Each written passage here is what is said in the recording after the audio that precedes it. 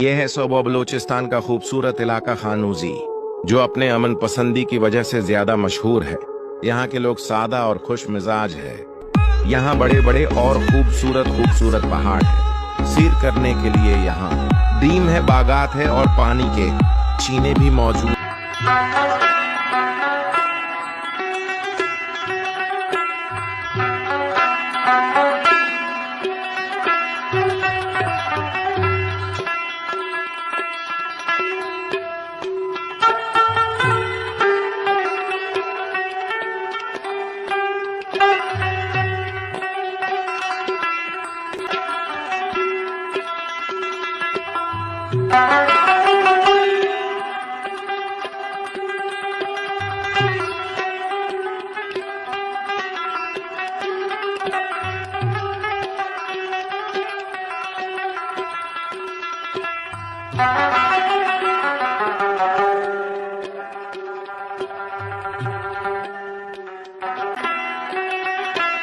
Thank you.